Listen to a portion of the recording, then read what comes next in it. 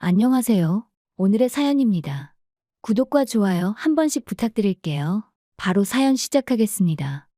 25년이 훨씬 지난 국민학생이던 시절부터 이야기해 보겠습니다. 학년이 올라가 3월이 되면 새로운 반으로 배정되는데 새로운 반의 담임 선생님은 젊은 여자 선생님이셨습니다. 급식 시간이 되자 선생님은 제 옆자리에 앉아있던 여학생에게 급식을 먹지 말라고 말하는 거예요. 지영이는 부모님께서 급식비를 안 내셨어.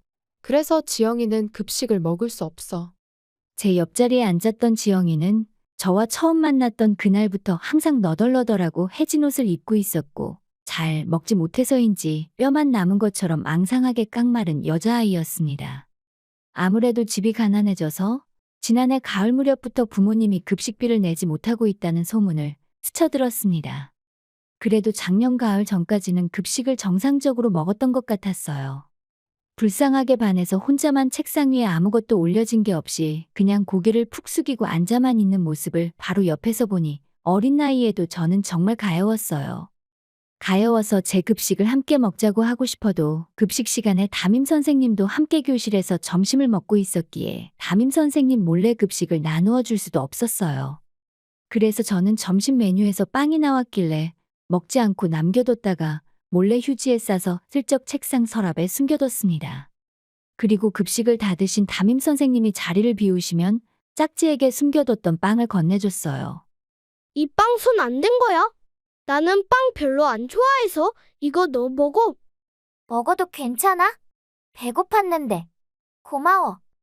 저는 그 당시에 같은 반 친구들에게도 외면받고 있고 하물며 친해지려는 친구도 없어 보이는 지영이와 이 일을 계기로 대화를 주고받은 그날, 학교가 마치고 집에 돌아가자마자 오늘 있었던 일과 함께 옆자리의 지영이의 집안 사정이 어려운 것 같다고 어머니께 말씀드렸어요.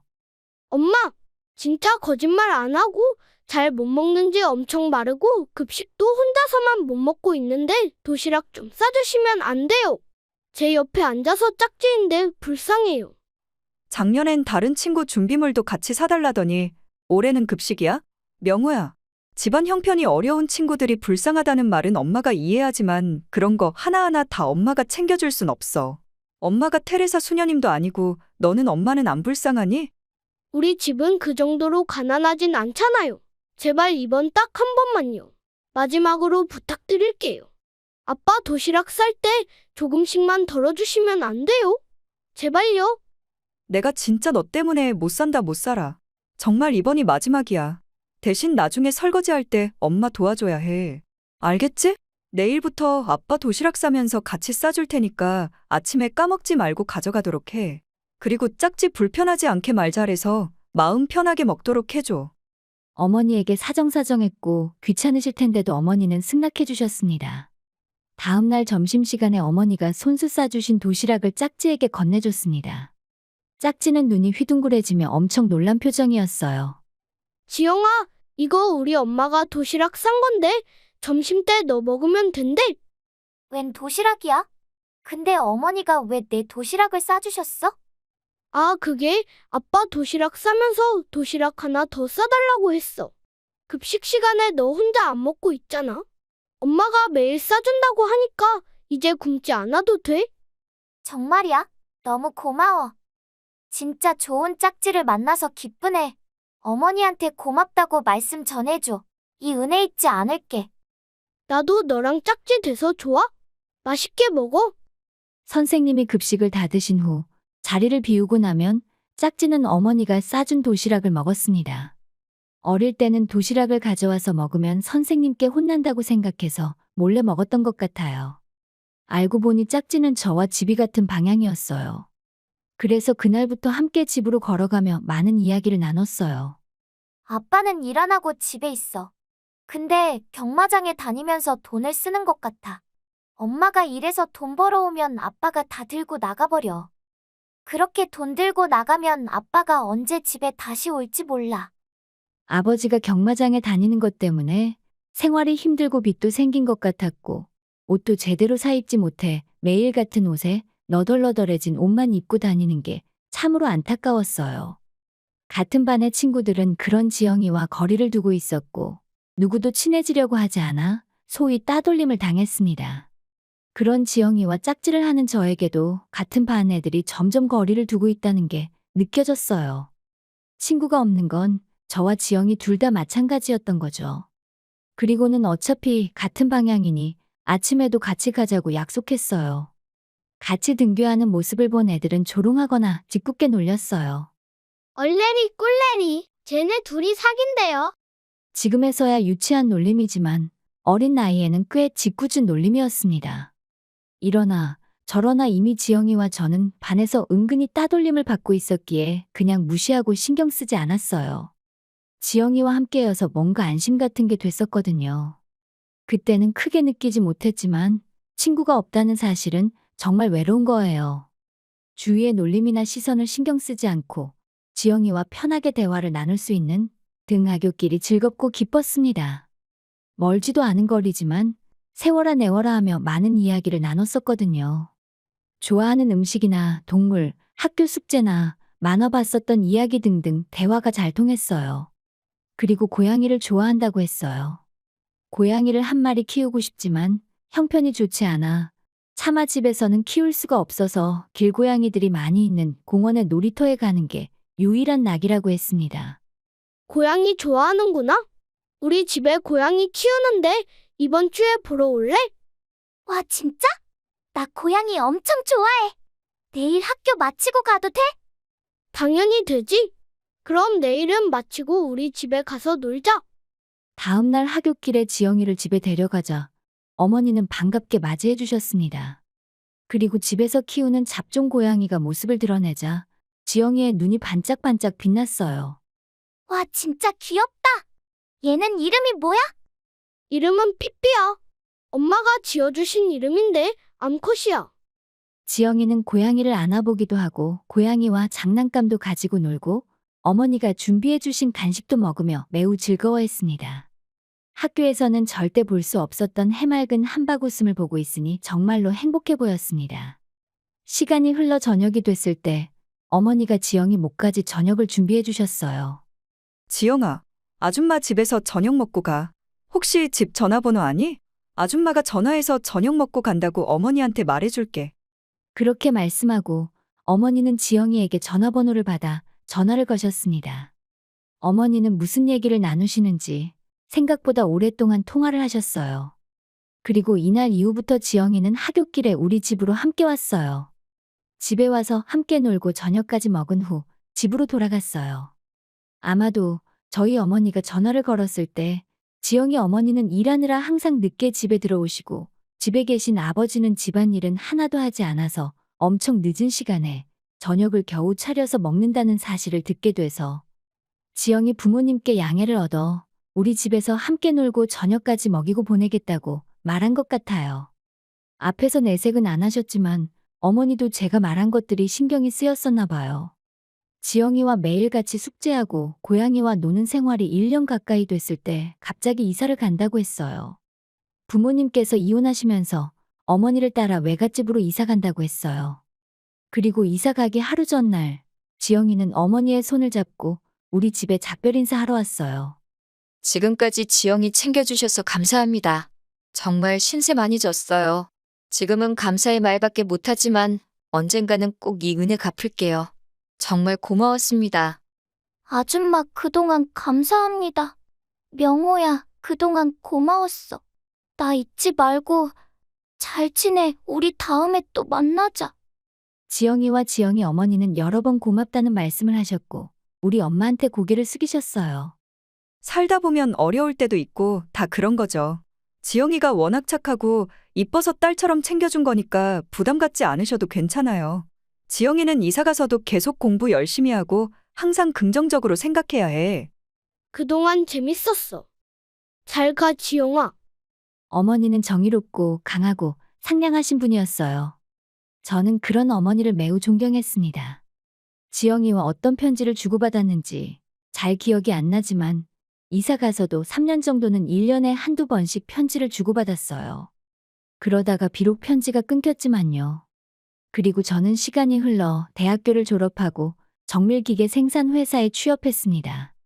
영업부에서 일한 지 4년이 지나가는데 선배에게 물려받거나 신규로 거래처를 확보해서 지금은 수많은 거래처를 담당하고 있어요. 옆자리에 같은 부서 선배가 저에게 말했습니다. 내일 한보기술과 미팅 있는 거 안 까먹었지? 회사 운명이 걸린 큰 거래니까 정신 차리고 준비 잘해야 해. 믿고 맡겨둬도 되는 거지? 네.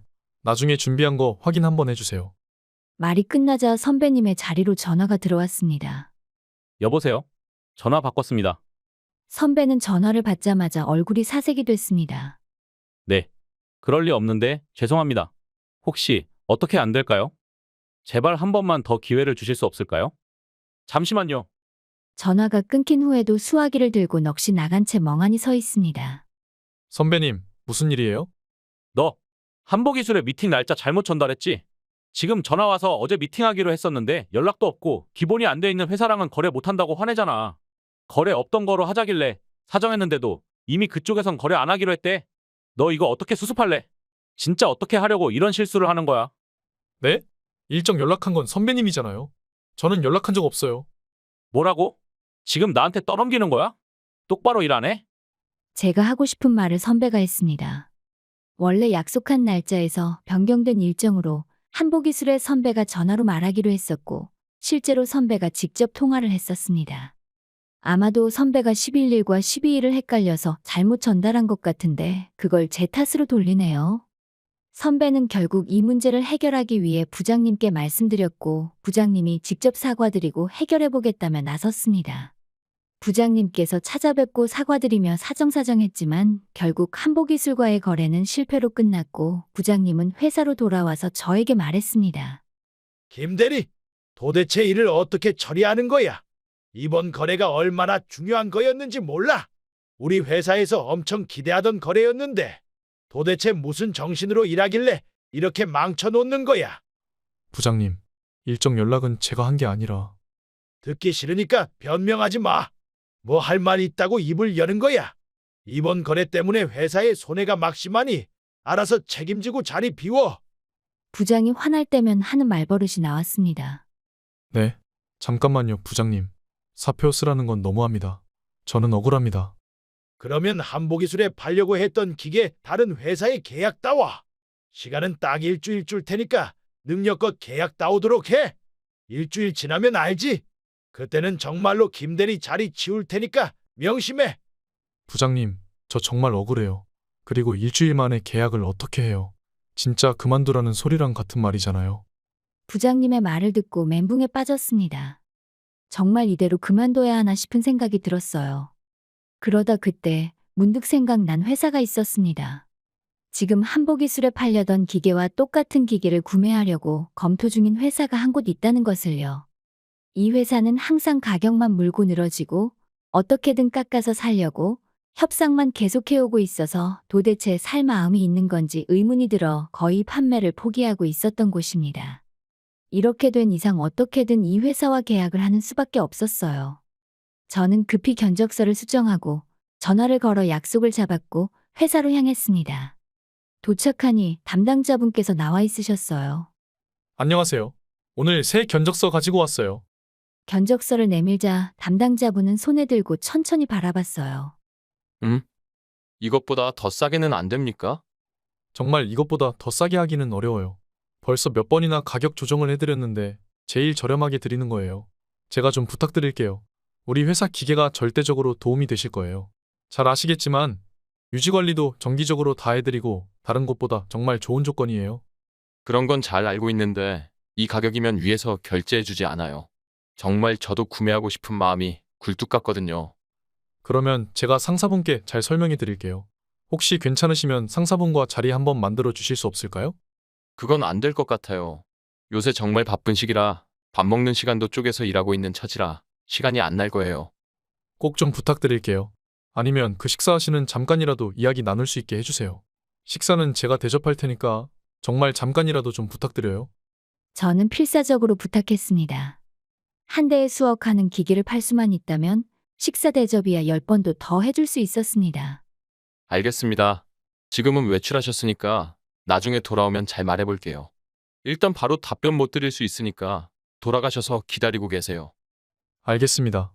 잘 부탁드립니다. 미팅룸에서 나와 복도를 빠져나가려 할 때 엘리베이터가 열리며 한 어르신이 내려 사무실로 들어왔습니다.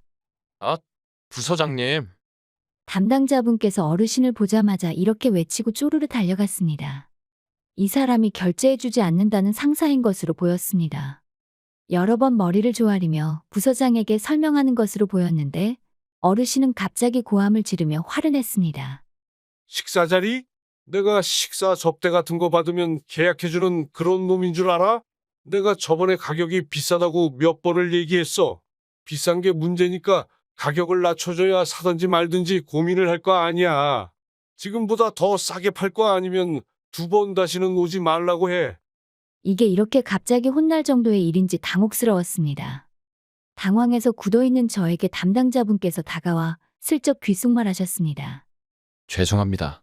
오늘 부서장님이 기분 안 좋은 일이 있나 봐요. 원래 이 정도는 아니신데 좀 많이 화나신 것 같아요. 많이 화나면 저렇게 다시는 오지 말라고 화풀이 하시거든요. 아무래도 이 부서장은 매우 다혈질적인 성격인 것 같은데 이 사람의 결제를 받지 못하면 계약을 틀 수 없었습니다.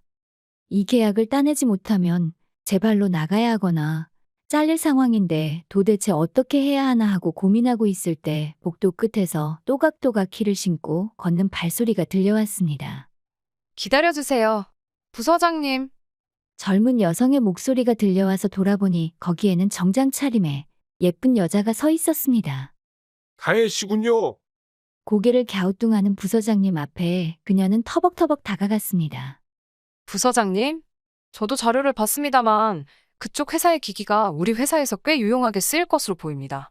꼭 긍정적으로 구매 검토 부탁드립니다. 그녀는 부서장의 눈을 똑바로 바라보며 말했어요. 아, 그렇게 생각하세요? 가혜 씨가 그렇게 말한다면 꼭 구매해야죠. 아까 가져온 계약서 내용대로 계약 진행해줘. 부서장은 저와 담당자를 번갈아 쳐다보며 계약 진행하라는 말을 했습니다. 저는 이게 갑자기 무슨 일인지 상황 파악이 안 됐어요. 저기, 이 계약서대로 구매하시겠다고 말씀하시는 게 맞으십니까? 들은 대로야. 납품까지 차질 없도록 잘 부탁하겠네. 우리 사장님 따님께서 구매를 부탁하는데 내가 거부할 이유가 없지 않은가. 사장님 따님이라는 분을 제가 바라보자 빙긋 웃으며 말했어요. 길명호, 오랜만이야. 내 얼굴 모르겠어? 너무 오랜만이라 못 알아보는 거야? 오랜만이라고 하는데 아무리 생각해봐도 다혜라는 이름의 여자는 제가 아는 사람이 없었습니다.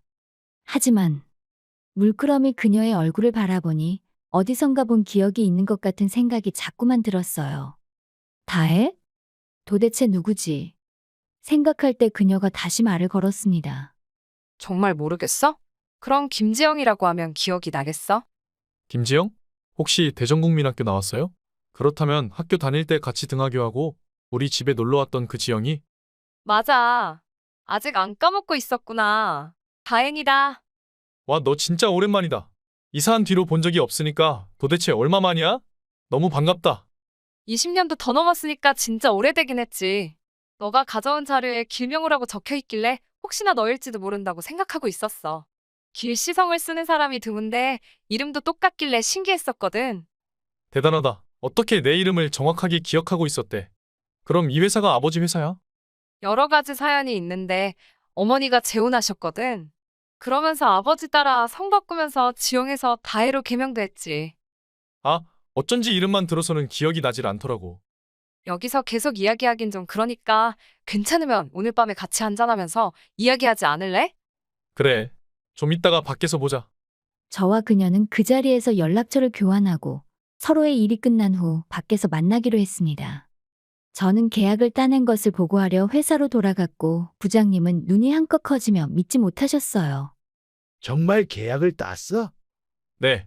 정식으로 계약서 사인은 나중에 하기로 했지만 구두로 납품받기로 확답받고 왔어요.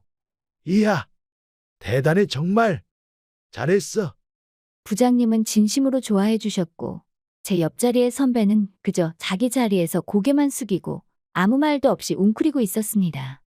그날 밤 일을 끝내고 약속 장소의 술집으로 향하자 지영이, 아니 다혜가 먼저 도착해서 저를 기다리고 있었어요. 오늘 정말 고마웠어. 진짜 너 아니었으면 잘릴 뻔했었거든. 정말? 무슨 일 얘길래 짜르니 많이 하는 거야? 제가 그간 있었던 일을 말하자 저를 위로해줬어요. 자기가 실수해놓고선 후배한테 다 떠넘기다니 진짜 못된 선배네. 아니, 나쁜 놈이네. 맞아. 나쁜 놈이지. 어쨌든 너 덕분에 계약을 해서 너무 좋았어. 정말 고마워. 제가 고맙다고 여러 번 말하자 다혜는 수줍게 미소를 지었어요. 도움이 됐다니 다행이야. 나야말로 너한테 정말 감사해. 이사한 뒤로 연락이 끊겨서 언젠가 꼭 다시 만나야 할 텐데 하고 있었는데 기적처럼 다시 만나네. 그녀의 말로는 고등학생 때 어머니가 당시 근무하던 곳의 남자와 만나 마침내 결혼에 이르렀다고 했습니다. 그리고 몇 년 후 어머니가 재혼하며 생긴 할아버지가 병으로 쓰러져 경영하던 회사를 물려받기 위해 일가족 모두가 이곳으로 이사 왔다고 하네요. 돌아왔을 때 바로 연락하지 그랬어. 미안. 근데 마지막으로 편지 답장 안 한 건 너잖아. 내가 답장 안 했어? 오래돼서 기억도 안 나. 맞아. 이건 내가 기억하고 있었어. 왜냐하면 언제쯤 답장 오려나 하고 기다리다가 혹시 여자친구라도 생겨서 답장 안 하는 건가 싶어 잊어버리고 살고 있었거든. 그랬었구나. 진짜 여자친구라도 있으면 오해받은 게 억울하지 않을 텐데. 지금은 만나는 사람 없어? 응. 없어. 바빠서 그런지 인연이 안 생기네. 여기서 우리가 다시 만난 것도 인연이잖아. 혹시 괜찮으면 나랑 만나볼래? 갑작스러운 고백에 저는 너무 놀랐습니다. 이런 걸 기대하고 약속 잡은 게 아니었는데 어릴 때 함께했던 추억들이 생각나며 그녀가 웃으면 나도 웃고 뭘 하든 즐겁고 행복했던 감정들이 다시 떠올랐습니다. 그래. 좋아. 그녀 앞에 오른손을 내밀자 그녀는 살짝 제 손을 잡아줬어요. 고마워. 모든 게 다 기뻐. 이렇게 첫사랑과 다시 만나 교제를 시작했고 1년이 지나 청혼을 하며 결혼식을 올렸습니다. 지금 이 사연 쓰는 동안에 아내는 옆에서 유치원생 아들과 함께 색종이 접으며 놀고 있네요. 어린 시절 고생했던 아내와 항상 웃음꽃이 돼주는 아들을 언제나 행복하게 지켜주겠습니다. 끝까지 시청해주셔서 감사합니다. 그럼 다음 영상에서 다시 뵙겠습니다.